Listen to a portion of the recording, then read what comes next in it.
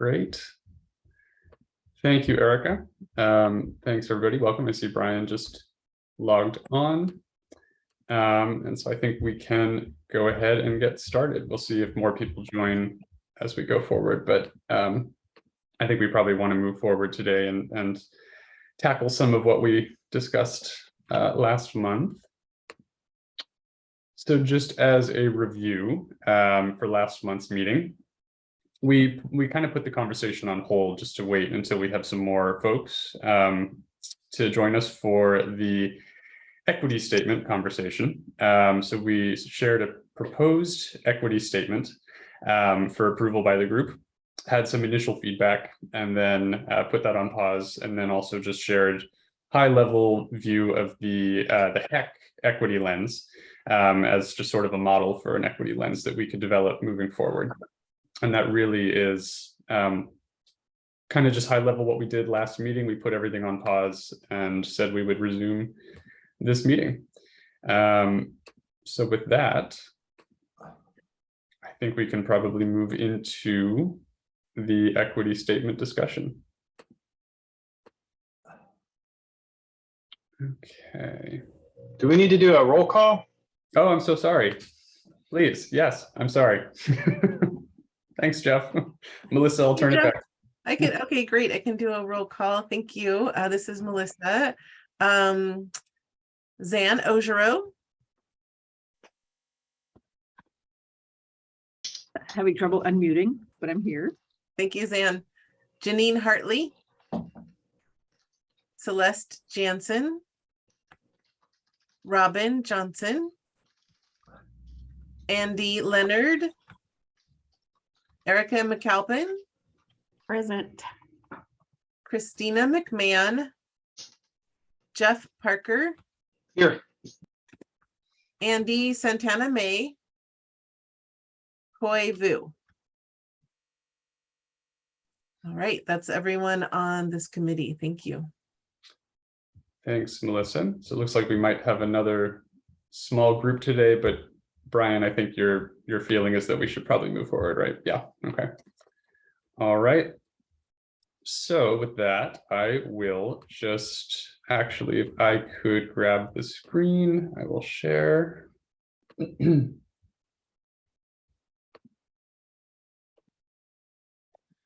All right, so as a review from last time, this is the proposed equity statement.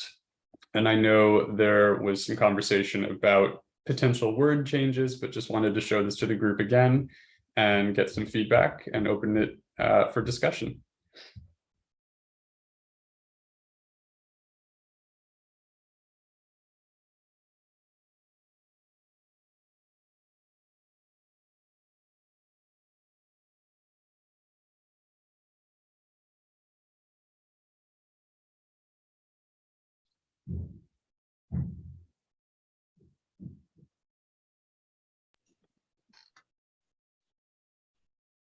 I'll speak up, but I don't know that I have a whole lot more to say because we've talked about this statement a fair bit, at least those few of us that are in attendance, and I'm comfortable with where it is, but I would welcome response from the larger community.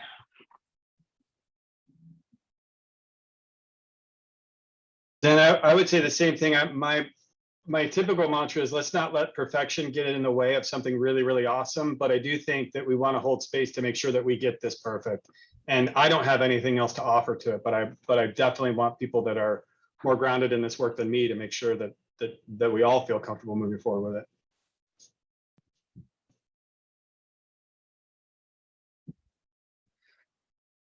I'm comfortable with it.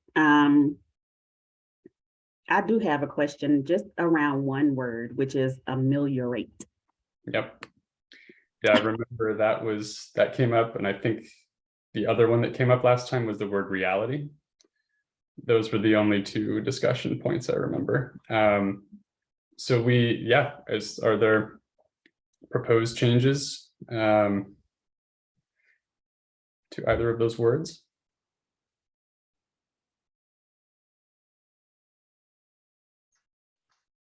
If what we're really talking about is access, then maybe that's as opposed to reality or experience. I don't know what the better word is. That one did trip me up a little bit. And ameliorate is just a big word. It just is like, I mean, The nobody average uses that person word. might have to go Yeah. to Google to find out what that Yeah. means. I mean, like, if what we're really saying is remove or deconstruct or, I mean, I don't know, it's Mitigate? just. Eliminate Yeah, eliminate, yeah. or address. I say mitigate. I like We would eliminate. love to eliminate, but is that reality? All right, we've got mitigate, we've got address. Eliminate, are there strong feelings either way? Eliminate or mitigate.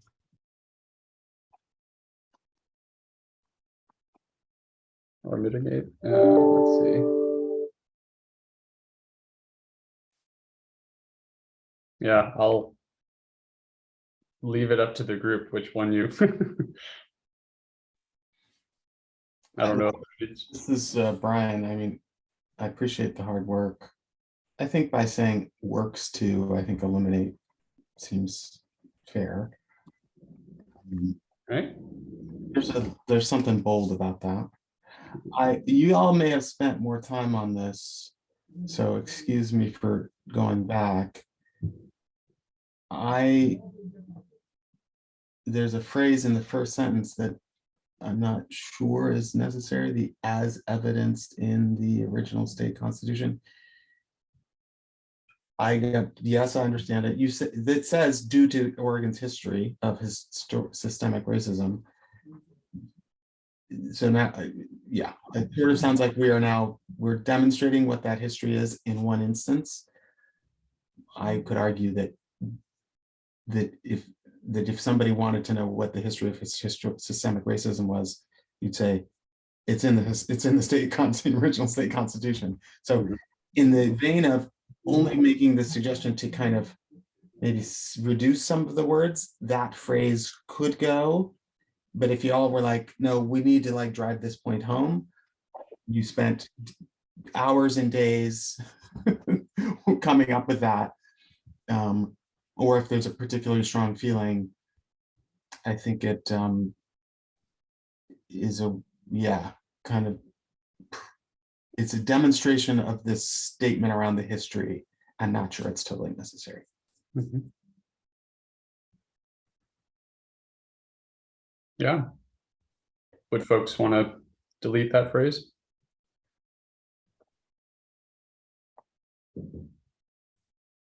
No strong feelings. Well, Me either. and I think you bring this to the council. Like, here's our committee. It's really strong. So. Mm-hmm. All right. Well, without it, we have due to Oregon's history of systemic racism and with an understanding that we continue to live with systems that perpetuate inequity. I think that covers it, but. Makes it easier to read. Mm-hmm. Great. All right. Okay. In terms of equitable reality, it could be equitable world, equitable living environment, or learning environment, equitable, yeah. Sure. More equitable world.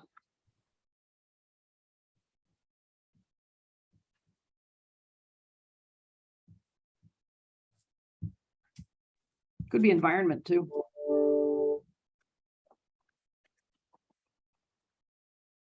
True. I guess world and then Oregon sounds the environment within Oregon.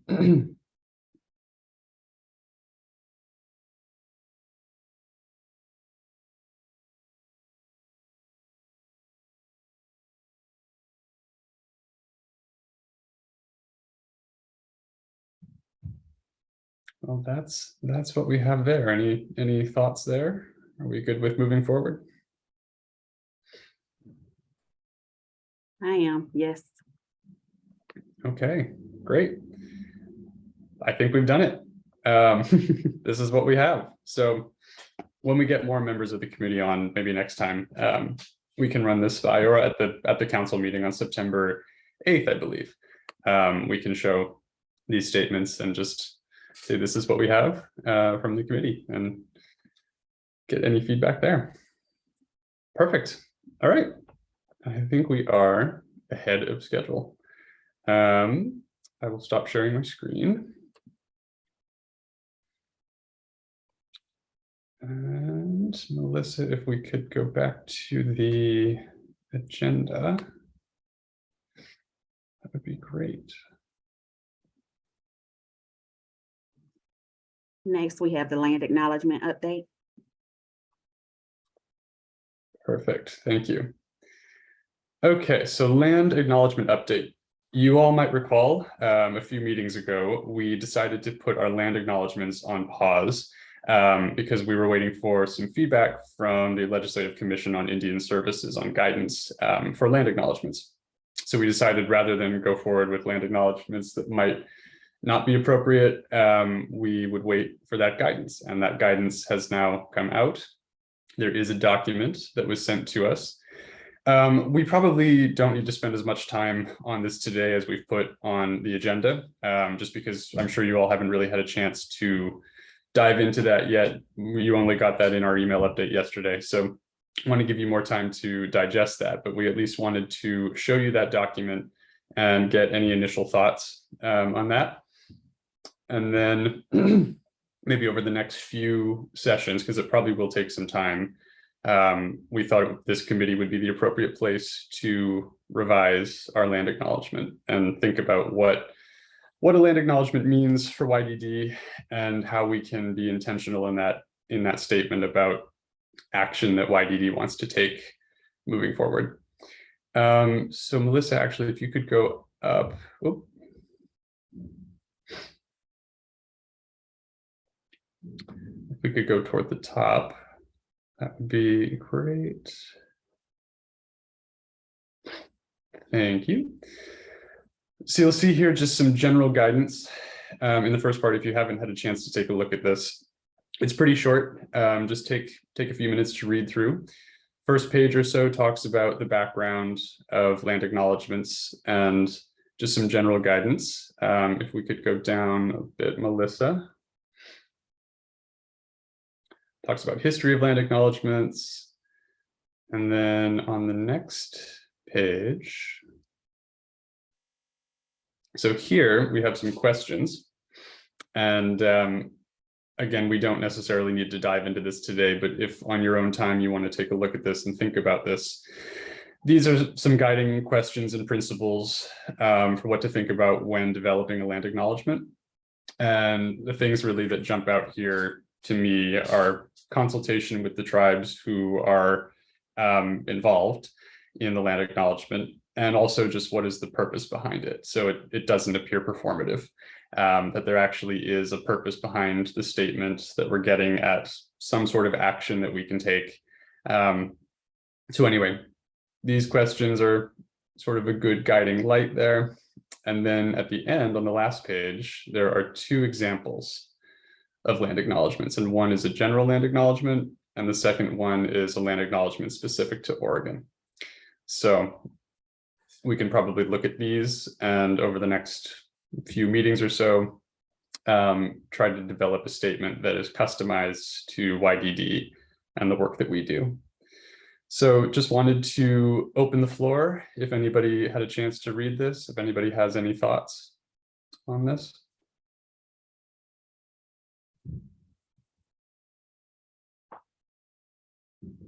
I would just say that I was very grateful to see this guidance. Given the performative nature that land acknowledgements can have, especially if they become very rote. Mm-hmm. And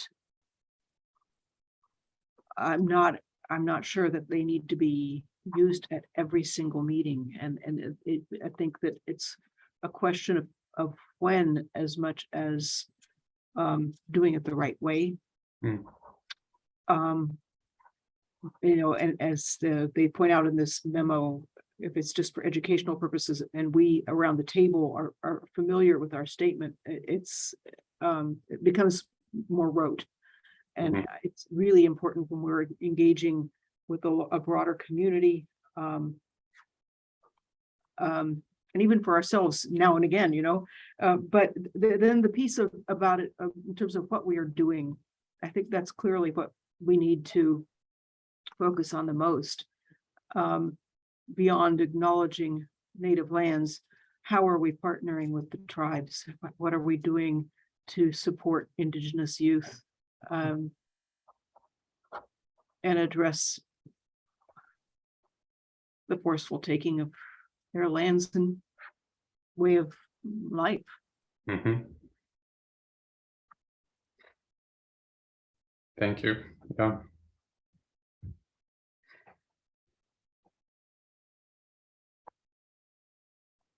Anybody else have any thoughts on this?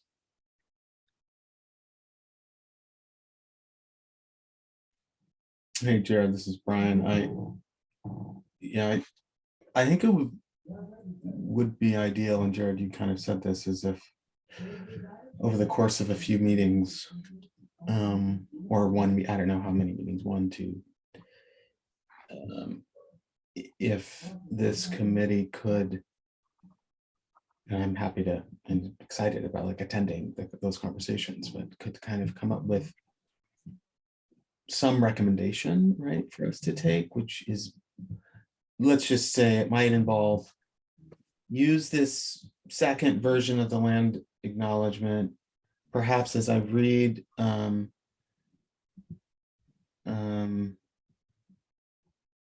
this version, this sort of last third or a quarter, we commit to engaging. I mean, maybe we have some we tailor that section, if you will, to the kind of commitments we make as an agency, right? We've got dollars, committed around our JCP funding to tribal governments, and you've heard me sort of reel off the, we honor and uphold tribal sovereignty. We're regular participants in the government to government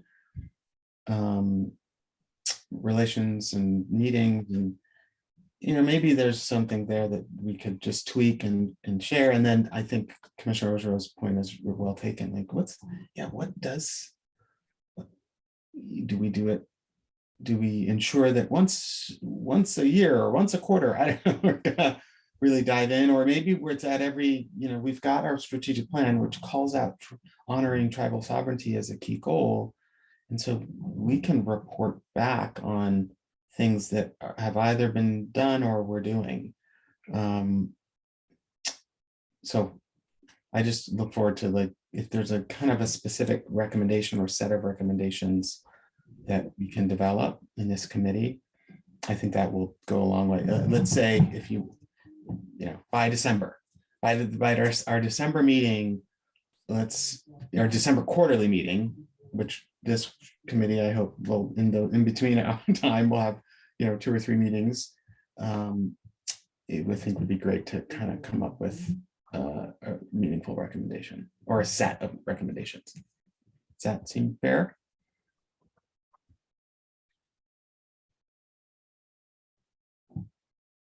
I think it would be good if maybe Jared and Bill took a stab at it and brought us something to wordsmith. I think that would be more productive than us trying to do that during meeting time. Mm-hmm. Great. Yeah, we can do that. Sure. Yeah. Okay, perfect. So maybe we can say, as an agenda item for next meeting, we can have a draft. Okay. Great. Hey, Jared, real quick, I see that I see some comments in the chat. I don't know if Erica, or if you or Jared, somebody, we welcome you, Dr. Sanders, to our meeting. We appreciate it. We have time for public comment at the end, but we appreciate these really questions, and welcome back to Oregon, it sounds like. I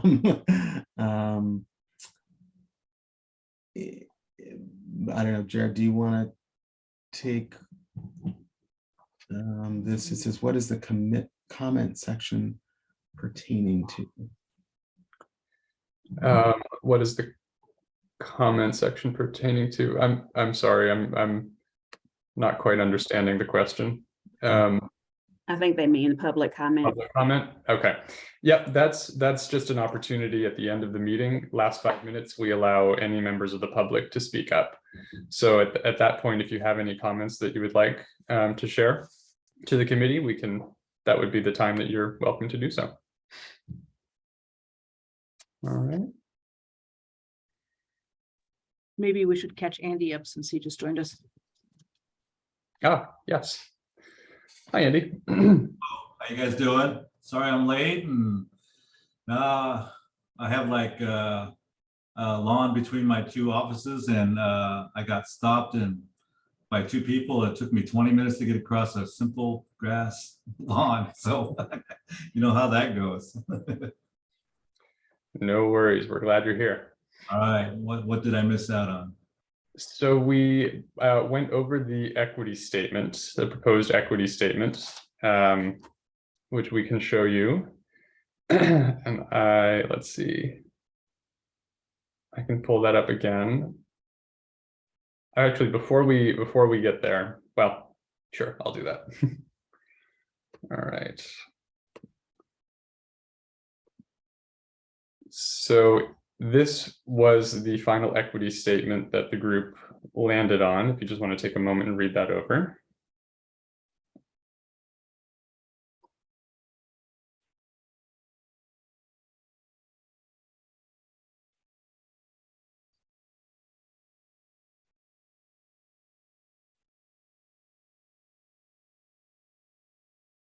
Okay.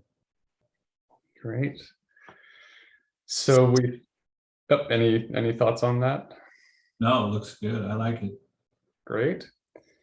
All right, and then after that, we moved into the land acknowledgement discussion. So as you might remember, a couple months ago, we put land acknowledgements on pause as we were waiting for guidance from the Legislative Commission on Indian Services on how to move forward with that. And we got a guidance document. So we've just been going through this document. It really poses some questions for agencies developing land acknowledgements on what to think about for land acknowledgements. And then it proposes a couple examples here. There's one land acknowledgement that's specific to Oregon. So we just took a look at that, and we're talking about how we can customize a land acknowledgement to YDD and how we can be intentional in that acknowledgement about actions that we can take to rectify past injustices. So we have said that by next meeting, YDD staff will develop a draft that we can come back to the committee and propose for a new updated land acknowledgement. Okay. So this is kind of like a sketch of it, or kind of example, or is that what I'm looking at right here? So this actually, if we can scroll up, Melissa. This is on the document that was just recently released from the Legislative Commission on Indian Services on just general guidance for developing land acknowledgements. So this goes through history of land acknowledgements, and then it poses some questions on the next page about what to think about for agencies developing land acknowledgements. And excuse me, this is Melissa. Jared, it was also in your email from yesterday. Is that correct? So you can take time to read it, not on this little screen. Yeah, I took a look at it and everything, and then I know the questions on here are very valid I would think to every tribe. I think would because not all of them persuade to overall Native Americans, because it's all different compared to all 9 tribes are different. That's what I was looking at some of the questions in it, and I would be more comfortable on them answering those, I guess. Would that be something that I could do or send out to or get some input, or is that mostly up to us, the youth development, on this decision, I guess, to make this land? I think, as far as I'm aware, I think you could share these questions Brian, is that something that we'd be able to do? Well, Andy, appreciate the idea. Well, I think 2 things, and Erica, you had suggested that staff take a stab at kind of tweaking the land acknowledgement, which I think makes sense. like just to, but I think spending some time on these questions is actually an important exercise. Now, I'm not sure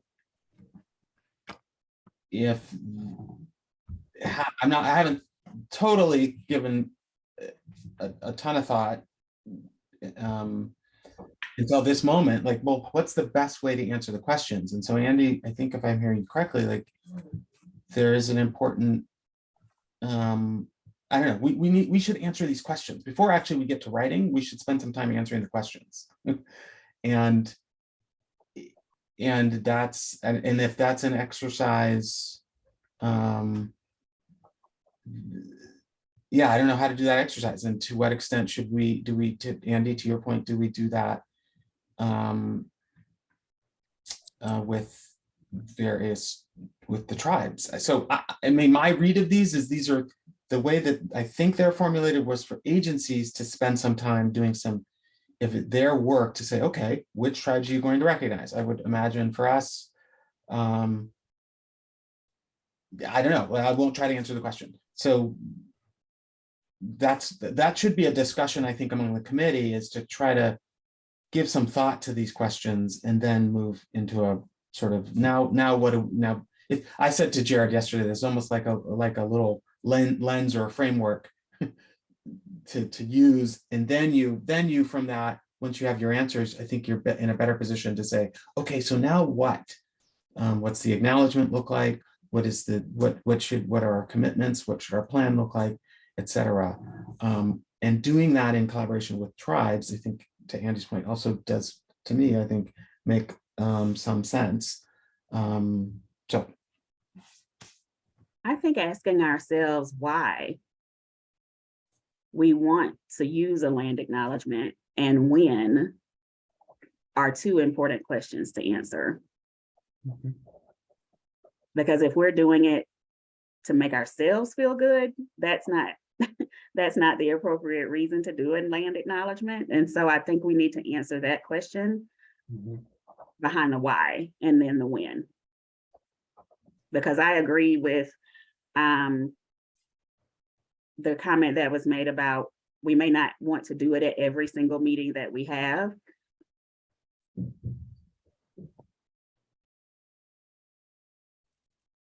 So do we want to take the time now to have that discussion, or do we want to table it until the next time? Or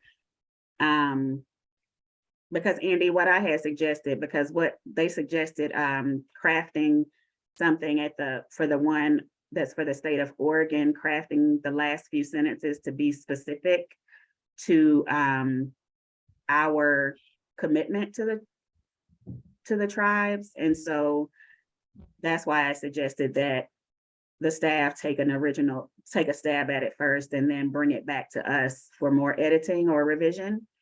Okay. Yeah, that sounds good. I like that. I think it shouldn't, yeah.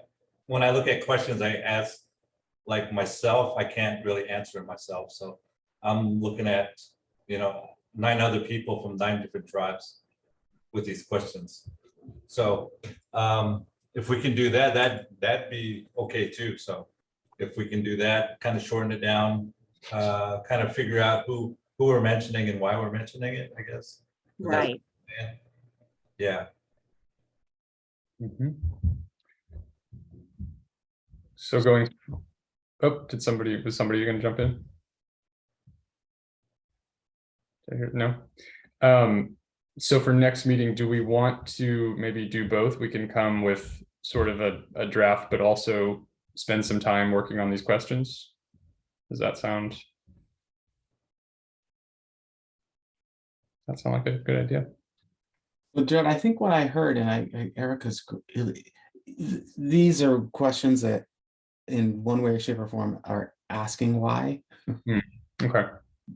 I think in whether it's now, maybe spending a little time now or at the next meeting, y'all should decide why. I think we should actually ask her, like, why are we doing this? And it actually could be valuable to actually try to come up with a shared answer to that. Then from that's step one. I think then there's some more steps after that, but and the why may need to address these sub questions, but we did this in a executive committee, or we actually used this kind of as a conversation piece. This was some months ago, and it was, guess what? The whys were different for each individual person. So maybe I'll ask it back to when is a good point to have a conversation about why we're doing this to then guide what we do after. Is it now? Is you got 30 minutes left in your meeting, or 27? Maybe you need to dedicate a meeting to that. But I'll say something, maybe that can get a discussion started. But just from seeing land acknowledgements pop up all of a sudden, right? And it became trendy for everyone to read a land acknowledgement at the beginning of anything. It did seem performative. And to me, if anyone is offended by something, is it worth doing it? This question of will the implicated tribes be receptive? We don't know without asking them or talking to them. And do we run the risk of further offense, causing further harm? And that's why I think we need to discuss, why are we even doing this? Because I would not want to run the risk of causing further harm to anyone. I would take it back to our equity statement and say that what we've said we want to do are eliminate disparities and advance a more equitable environment for our youth. So is a land acknowledgement in service of that? And if so, how? I think those are the questions for me.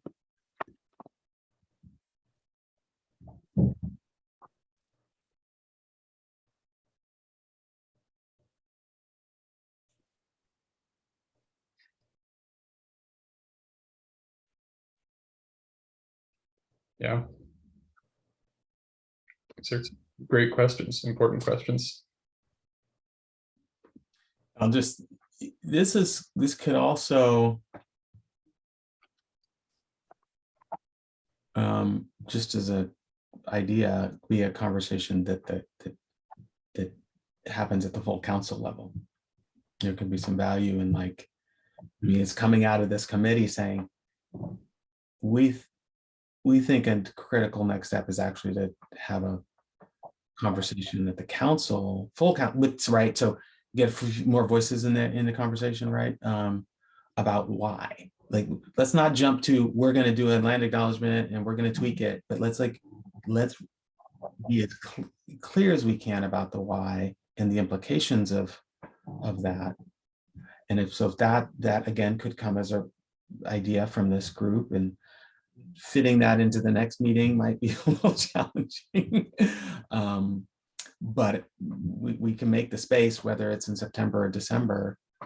So I'll just put that out there.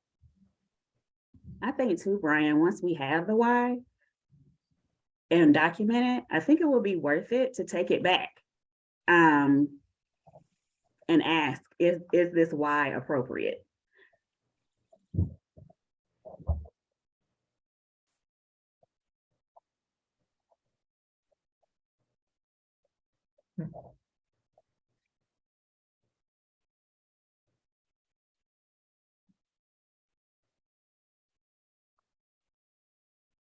Great.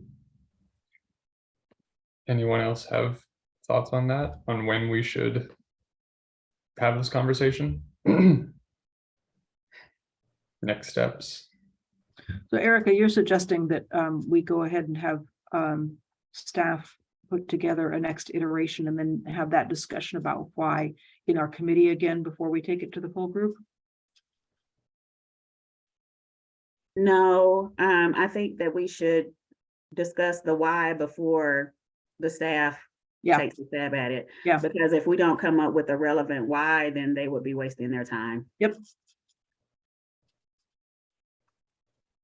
And so I guess the question is, are we the right group or should we take it to the full council? Right, I think we should take it to the full council. Okay. As Brian suggested. Mhm. Agreed. I do. I agree with that. Melissa, and Jared, maybe let's look at the agenda Mhm. and see what that may look like in September, just to see if we can, we've got that kind of 8 to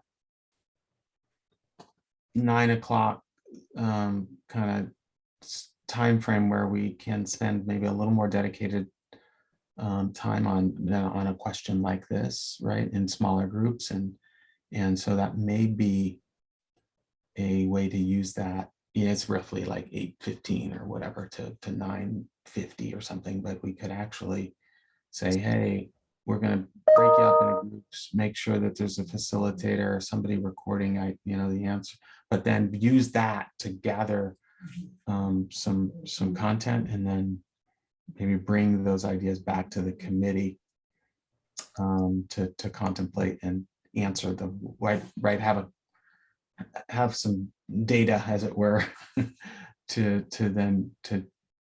discuss, and then come up with a answer to the why based on the input from those conversations. I would suggest turning this document into a brief PowerPoint presentation, present it to the group, and then put them in breakout rooms to discuss.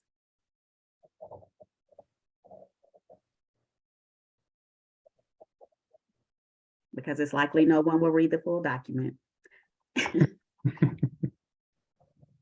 Yep. All right. Great. All right, so we'll hold off on drafting that statement until we've had this discussion with the council. I think Brian and Melissa and I can meet and work out all the logistics on that, and then we'll move forward. Anyone have any other thoughts on that? We've got a plan. All right. Great, and this moves us into the equity lens discussion. So, as we showed last time very briefly, and as you also have in your emails, we have an example of an equity lens from the Higher Education Coordinating Commission. Thanks, Melissa.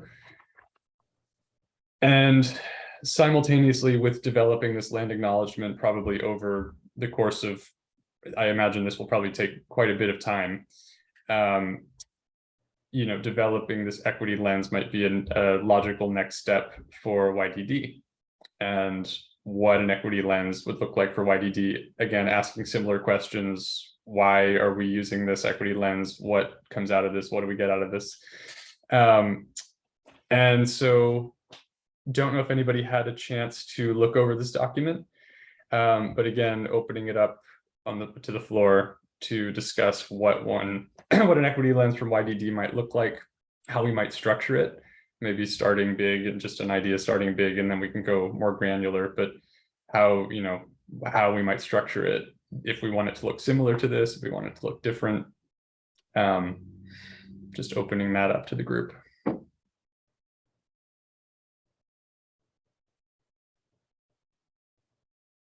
I think this is quite long.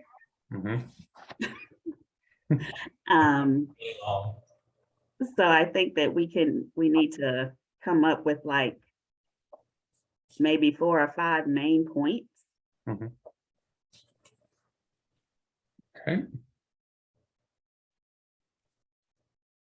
Like the last document, I think the most valuable part is the questions. So if we kind of zoom into page 5 where those questions are, that's the substance of it. And are these questions the right ones for us to ask, and or do we want to make them more specific to ourselves, or is it, and is something missing, or are there too many questions? I think that that's what comes up for me. And I have been looking at the same HEC equity lens framework for a couple of other organizations I belong to, and I think those are the kinds of questions that every group has to come up with for themselves. Is are these the right questions, and when to apply them, how to apply them? Mhm. I think using these questions as a framework and maybe condensing down and looking at my organization's equity lens, you know, we have 4 questions. But I think they should be questions, you know, the equity lens should be questions that a person asks themselves before engaging in their work, right?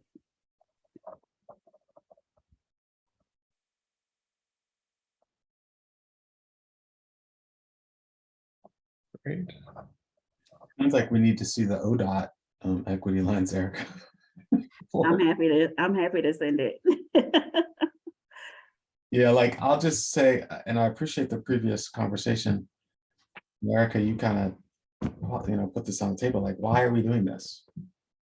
Why are we doing equity lens? Now, I can very succinctly tell you in our strategic plan that passed, we said we would develop and implement an equity lens or something to that effect. So in case anybody's confused, like, I think we see value in it. We've committed to this as a part of our plan. So there are other bigger picture strategic, probably right reasons, but it's one of the things, not to make it a check the box, but that we pointed out and others pointed out in our plan.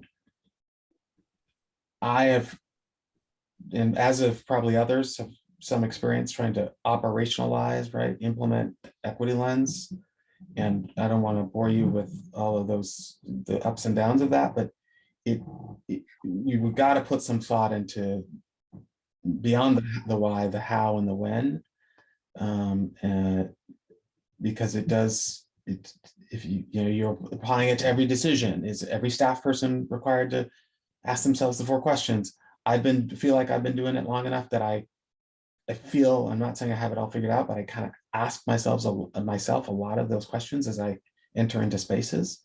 I don't know that that's, people often need to be trained and brought up to speed in the use of a lens. It's not just automatic for every person, and people need to be refreshed. So this is a big one. I don't want to undersell it. But the thought that we put into it up front, I think will help us like have it be more meaningful down the line. So just appreciate the space, and if there's ways for us to tackle this over maybe multiple weeks or a few meetings, it will be worth it if we are as thoughtful as possible. I agree.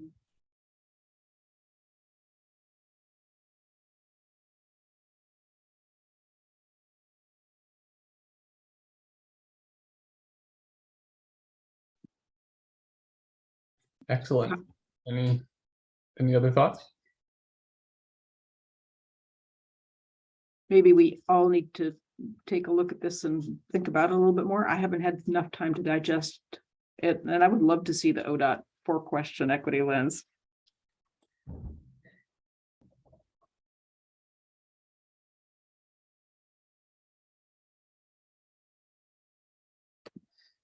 Great. All right, so it sounds like people need some time to take a look at this, digest. Maybe next meeting we dive more into this. I don't know if this would make sense. This was just something I was thinking in my head, but this is up to the committee to decide. We could, YDD staff could create some sort of Google Doc or something where, we project it during the meeting and people kind of start to create a template, or we could come with a general template and start to fill it in. I don't know what would make sense to people.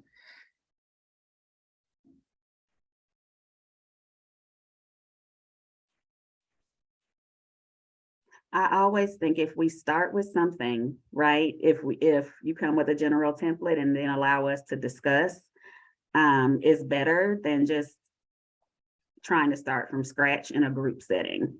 Mhm. Great.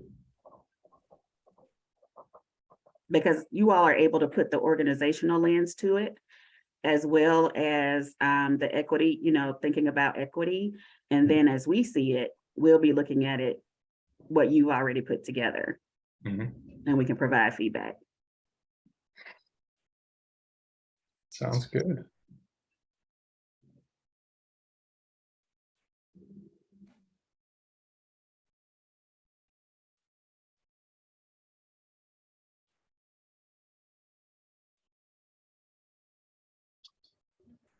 Any other thoughts on hex lens from anyone? Or ideas for YDD? Anything that, as we start developing a template, maybe for the next meetings, is there anything that right now that you can think of that we should incorporate?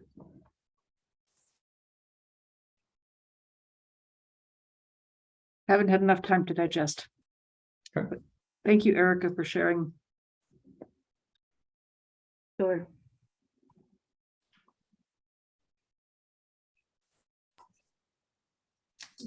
Jared, does the I haven't dove too deeply into this, and the governor's office also has their sort of equity framework, right? There are multiple versions of this. Does this get into the how, or is it more kind of at the conceptual, here are the questions? And that's fine. I'm just wondering if they get into the more practical stuff. I think this document overall, I think it's more guiding questions, and then it does have some other sections. Maybe Melissa, if we could scroll down a bit. Yeah, actually, I think the next section is just definitions. I'd say mostly it goes into the background about why an equity lens is necessary, and then those guiding questions. Those are the main sections within there. Yeah, and general beliefs, organizational beliefs, and sort of mission, vision, values type of thing. So.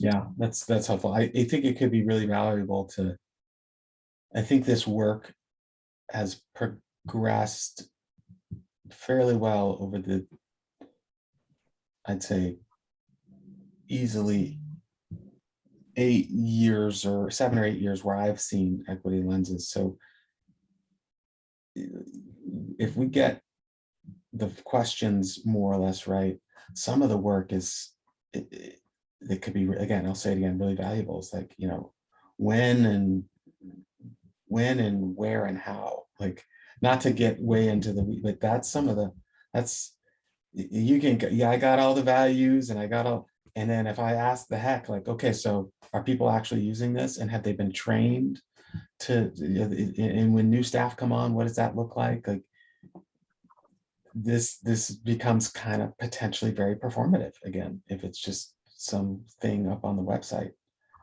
We want to avoid that. Mm-hmm.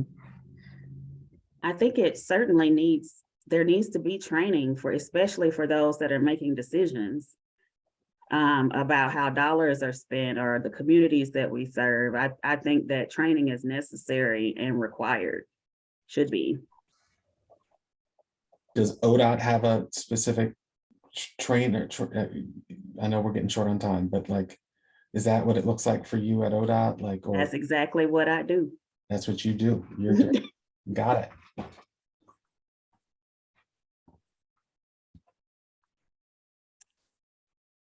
And then developing a framework to assess the use. How are we having an impact by using this equity lens? how are our decisions changing as a result of using this equity lens?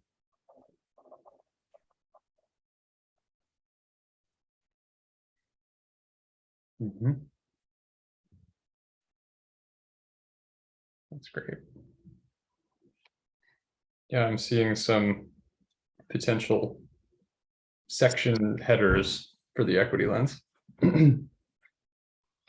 Yeah, if it doesn't loop back to that elimination of disparities and advancing a more equitable environment for our youth, then what good is it?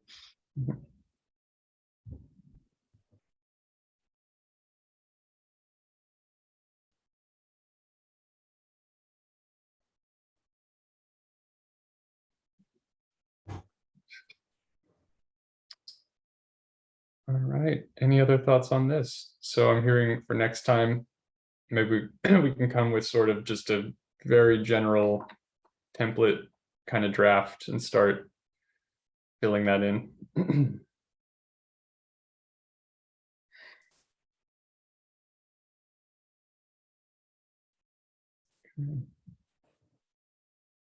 All right. If there's nothing Yeah, else. that would sound good. I wonder, Erica, again, maybe it's more offline, but if there are tools that y'all have beyond the 4 questions, but the sort of implementation plan or the what it looks like in operationally, that could be really valuable to help us build out. You know, maybe step 1 is certainly getting the framework and the questions, but if we can go to that next level, I think, and then have some conversation around this committee, it'd be really helpful. So I don't know if there are other tools ODOT has. We want to tap in. Okay. I'm happy to help. Thanks. All right. Wonderful. Well, we're just about at 12:55. So if there are no other thoughts on that, we can move into public comment. And are there any members of the public who would like to come off mute and speak? Yes. Great. You can go ahead. Okay. So I'm Dr. Sanders again. I actually am a longtime educator. As I've been listening, it was really interesting to me. It seems like I know you guys, I want to first commend you guys for all the work you've done on your equity statement. I know that you say that you're working on equity lens, and I see that that's kind of been a move for the last, not quite a decade, but for a little while, that kind of have become the in vogue thing. And my concern with these things are always the same, like cultural competence and all of these things that come up. They're great ways in order to try to accomplish things. But the greatest concern I have is that you're spending all this time on doing this. So now you may have to train people, spend another year or so training people how to even use the equity lens. And so I'm just wondering, is the real goal to try to come up with something and training people to do all of this stuff on the equity lens, or is the real goal to deal with the inequities? Because if the real goal is to deal with the inequities in the different groups of people, your first thing that you're going to need to do is not create things in isolation from those groups of people. You have to first know those groups of people so you understand what their real issues are. Because if you're thinking their issues, if it's one thing, you think it's one thing, but it has nothing to do with what the real issues are. So I think that at some point you have to get to the point of understanding who it is that you're trying to deal with in terms of their true inequities. And you're only going to know that if you begin to interview some of those people, and so that you can find out, well, what exactly is going on. What if there's an issue? I'll give you an example of a real thing. Just someone, and I won't say what organization they worked for. And since I've been back in Eugene having a conversation with an African American lady, and she showed me this equity lens, and so she said, "Look at it. I want you to look at it." I said, "Oh," and so I looked at it, and I didn't want to hurt her feelings. I didn't know the involvement she had with it. And she said, "So what do you think?" "I want you to be honest." I said, "I think it's useless." She said, "Oh," she said, "Actually, I won't tell them that." She said, "But I know it's useless." She said, "But," I said, "Well, why don't you say something since you're in the position?" She said, because they do my evaluation. She said, I learned very quickly in this process that if I say the wrong thing to the wrong people, then I'm not going to have a job. And it's going to affect me in a way where I won't even be able to sit at a table to try to affect some of the change that I know needs to happen. And so I think it's important to understand what the real issues are before we tackle stuff. Because there always should be a bottom line. Hey, I want these inequities to go away. Then everything you do should say, is this going to make that inequity go away? Then why are we doing it if it's not going to make that inequity go away? If that really is my bottom line and what I want to accomplish. I think the work is great. I think there's a lot of trying, but I think sometimes we come from such different places, and sometimes because we're in positions, we do, we do all of this stuff, but then we forget we're dealing with people. So we got to go out there among the people and find out what the real issues are before I know how to deal with those real issues. Or I'm doing this and I'm not even really scratching the surface because I'm not really dealing with the issues that need to be dealt with. And that's the real big issue. So the real question is, what do I really want to do in reality as opposed to what I'm saying? That's all I have to say. Thank you very much for listening. Thank you for your comment, Dr. Sanders. Thank you. Are there any other members of the public? Don't think I see any. Nope. Thank you, Jared. We don't have any other members of the public with us today. Thank you, Dr. Sanders. Okay. Great. Well, I think, unless there are any other comments, I will turn it over to Erica to close us out. Hey, thank you all for the good work today. And thank you, Dr. Sanders, for your very thoughtful comments. We appreciate it. And we will take it under advisement. We are always interested in building relationships and learning what the issues are that we can address on this council. So thank you very much. And with that, I will say that the meeting is adjourned.